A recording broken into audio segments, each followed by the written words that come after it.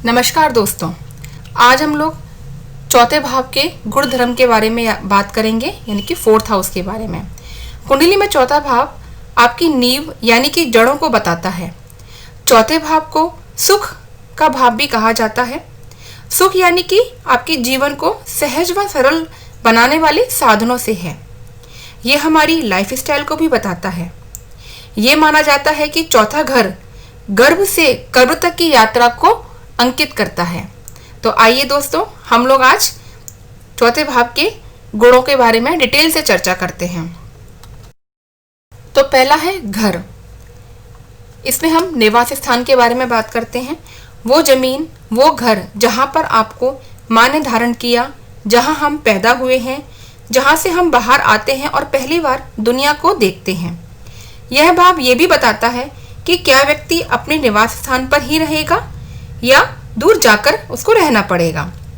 अब है आपके जन्म स्थान का प्रवेश द्वार, वो किस दिशा में होगा, ये भी इसी के अंतर्गत आता है। पारिवारिक वातावरण अर्थात घर के अन्य सदस्यों के साथ आपके संबंधों को दर्शाता है।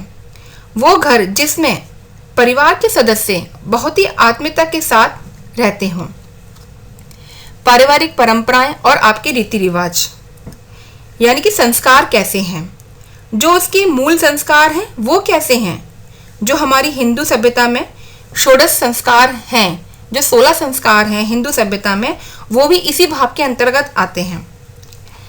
इसके बारे में बात करेंगे हम मानसिक शांति और भावनात्मक संतुष्टि।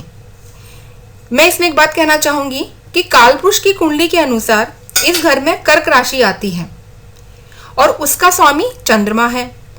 चंद्रमा हमारे मन और भावना का प्रतिनिधित्व करता है, इसलिए ये भाव मानसिक शांति व भावनात्मक संतुष्टि का भी है।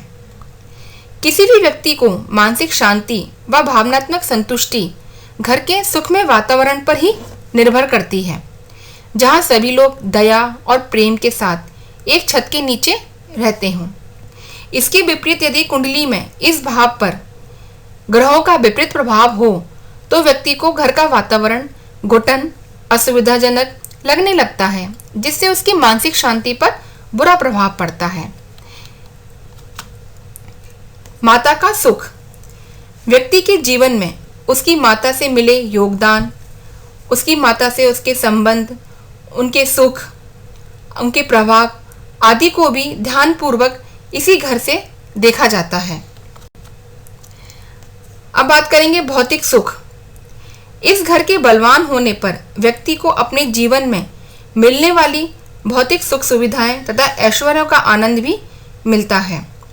भौतिक सुख जैसे कि भवन सुख, अपना मकान बनने या खरीदने का सुख, बढ़िया वाहनों का सुख, नौकरों चाकरों का सुख, इन सब का विचार किया जाता है। जमीन जायदाद यानी कि व्यक्ति की खुद की प्रॉपर्टी को भी इसी से देखा जाता है।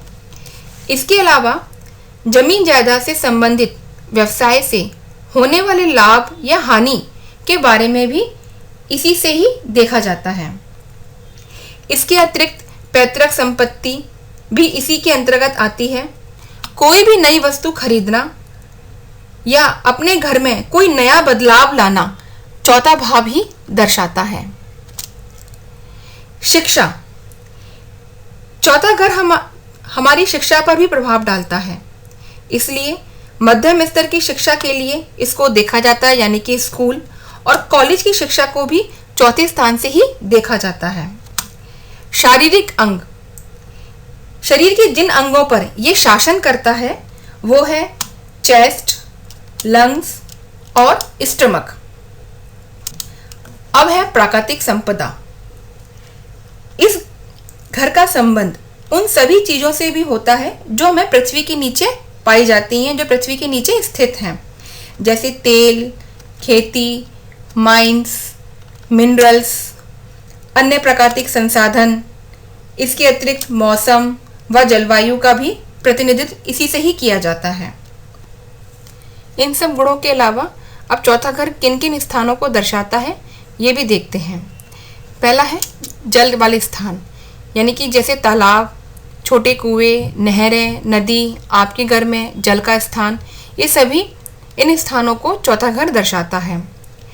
जलीय वस्तुएं, जल वाली जो वस्तुएं हैं, स्कूल व कॉलेज, बगीचे, लोक भवन और समाधि। तो इस तरह आपने आज चौथे हाउस के गुण धर्म के बारे में जाना। अगर आपको मेरी वीडियो पसंद आई हो तो आप उसको सब्सक्राइब एंड लाइक का बटन ज़रूर दबाएं। धन्यवाद।